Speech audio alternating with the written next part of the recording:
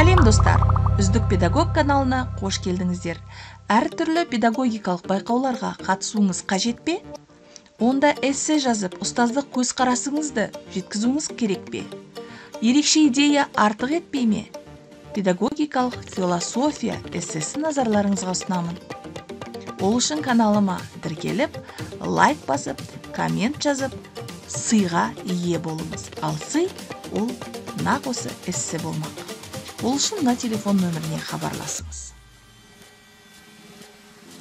Жақсылық жақсының жаршысы деген бар.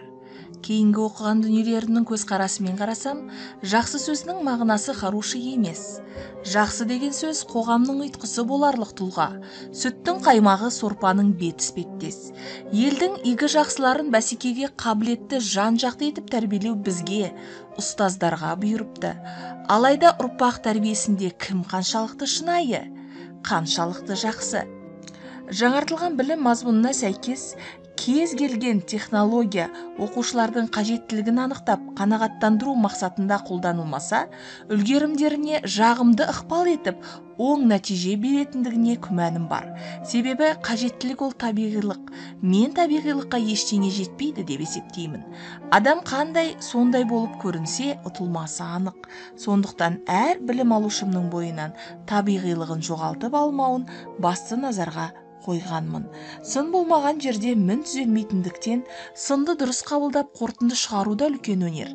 Әдетте көпшілік өзгенің пікірін қабылдай алмай жатады. Бұны шәкәрім миы тарлық десе, Абай сасық ми деп дөп кескен. Ал абайтанушы Омар Жәлел болса, миы тар адам өзінің миына сыймайтын нәрсемен қас болады деп түсіндіреді. Ғалымдар адамның миында 18 миллиард нейрон бар. Ол көп оқып, ойланған сайын нейрондар арасындағы байланыс көбейе түсіп, жаңа нейрондық қатарлар пайда болатынына септігін тигізетін атап айтады.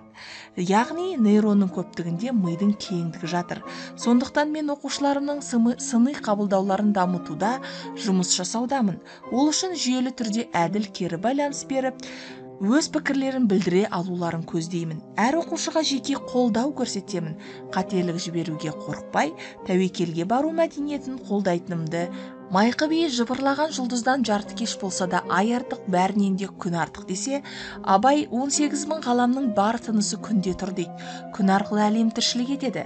Күн болмаса тіршілік тоқтайды. Қара түнек орнайды, қараңғылық басады. Күн энергия, күн жылу. Барлық нәрсе күн түскенде ғана өсіп өнеді. Күн түспей қойса, кез келген тіршілік иесінің күні бітеді. Ол бәріне ортақ, ешкімді алаламайды. Менің де оқушыларым білімдерінің арқасында айналасына тіршілік сыйлар, жаңа тыныс берер күн болатынына нақ сенімдімін. Себебі халық жақсы ай мен күндей, әлемге бірдей деген еді. Ол үшін көптеген саралау тапсырмаларын іске асырып, өзіне сенімсізде оқушыларды көшбасшы етіп, ынтымақтастық қағидасын ұсынамын.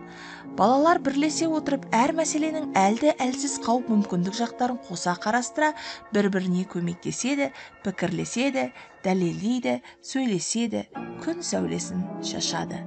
Менің ойымша, педагогтың басты мақсаты алтын белгі иегерлерінің санын арттыру болмау керек. Негізгі мұрат ел қамын жер, азамат тәрбиелеу. Менің педагогикалық ұстанымым осындай. Видеоны соңына дейін қарап болсаңыз, экрандағы телефон нөміріне хабарласып, сыйға берілетін эссені олжа ретінде қабыл алыңыз. Кездескенше.